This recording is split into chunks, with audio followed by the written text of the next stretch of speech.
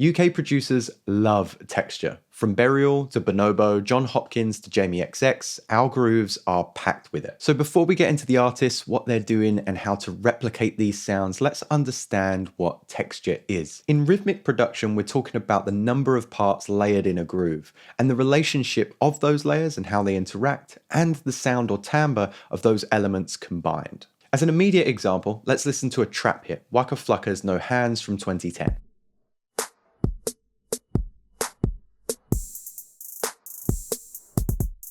And this is the drums from Mount Kimby's Carbonated from the same year.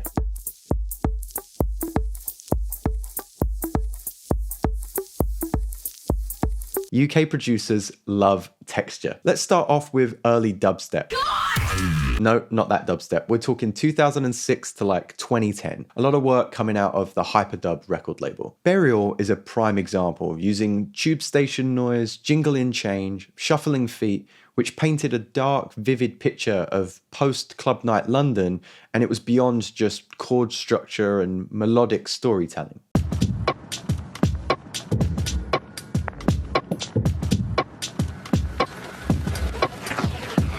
Fred Again's early work leans on this in a similar way.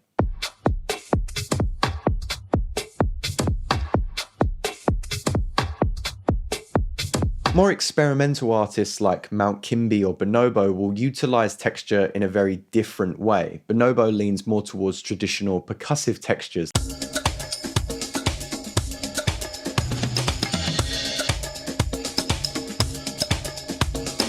Whereas Mount Kimby's early work focused more on rhythmic field recordings.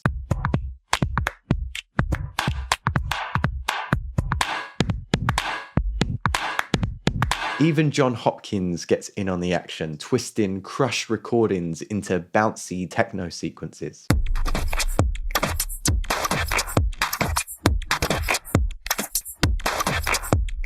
UK grooves are more than just drums, they're a textural playground. If you're digging these sounds, I've curated a collection of similar one-shots and rhythms in homage to the artists mentioned that you can use in your projects, and it's over at the Patreon this week. So how do these artists arrange noise, atmospherics and percussion in a tasteful manner? You can actually start at the anchor points, and all of these examples have an anchor, which is normally the kick. The Brits love to use alternatives for the snare. A rim shot is a strong go-to, but also box thumps, acoustic guitar taps, basically any desktop stationery that you can find also works wonders. From here, you basically want to color your page with interesting sounds that work tastefully between those kick and snare hits. There are ways to achieve this with stock tools and third-party plugins. The third-party devices that I think are most worth your time would be Snapback, which has easily been my favorite plugin of the year. It helps you create a noisy transient layer or crescendo snap to your hit.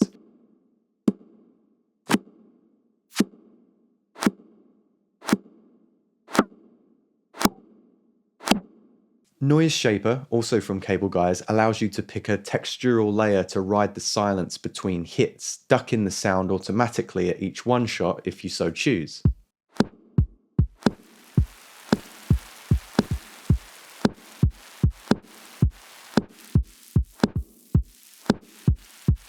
If you want a plugin that curates and arranges all of the sounds inside one unit, I'd strongly recommend my video on Bloom Palette Object. In this plugin, you can actually sequence, trim, and modulate all of your percussive textures. It also takes influence from all of the artists that I've mentioned.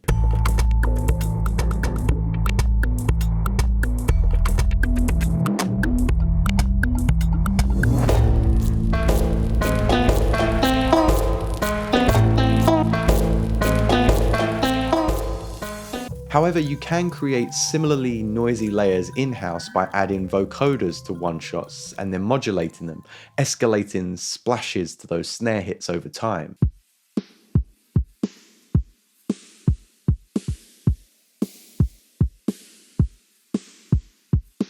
You can use granulators to mangle textures that rise and fall before your punchy transient.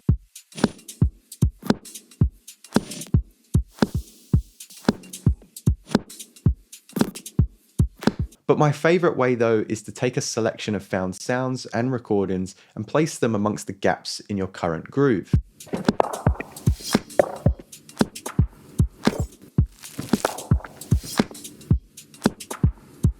I just released a lush textural track with My How Bad at Math using DistroKid, today's sponsor. Their splits tool made halving the revenue between collaborators effortless.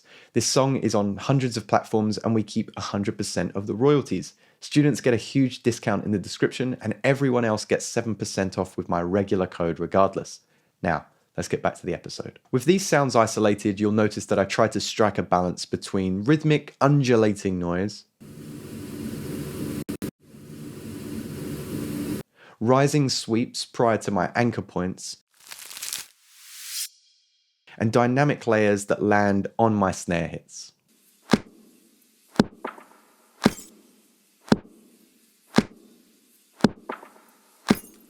If there's space left and your melodic elements allow for it, you can also add subtle pops and clicks that move with delays and reverbs throughout your groove as well.